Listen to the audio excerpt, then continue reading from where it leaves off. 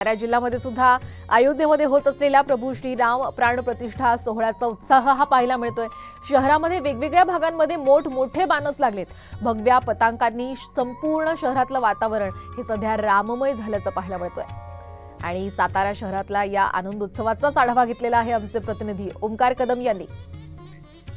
अयोध्येमध्ये होणाऱ्या प्रभू श्रीरामांच्या प्राण प्रतिष्ठापना सोहळ्याचा उत्साह सातारा शहरात आता मोठ्या प्रमाणात होत असल्याचं पाहायला मिळतंय। सातारा शहरातील ऐतिहासिक असणारे हे गांधी मैदानचा परिसर आहे आणि या गांधी मैदानच्या परिसरामध्ये गेल्या 2-3 दिवसापासून वेगवेगळ्या कार्यक्रम पार पडतायत। मोठ्या सेट इथं उभा केलेला आहे।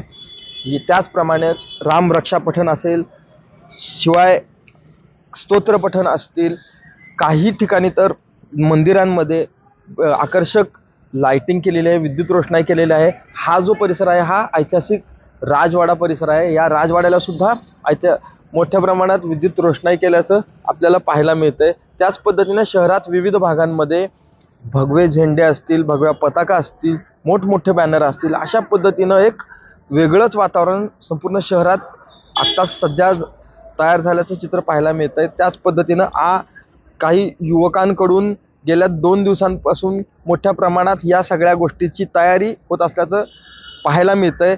एकूणच सातारा शहरातील संपूर्ण वातावरण हे आता प्रभू श्रीराममय झाल्याचं चित्र पाहायला मिळतंय। ओंकार कदम, साम टीव्ही न्यूज, सातारा।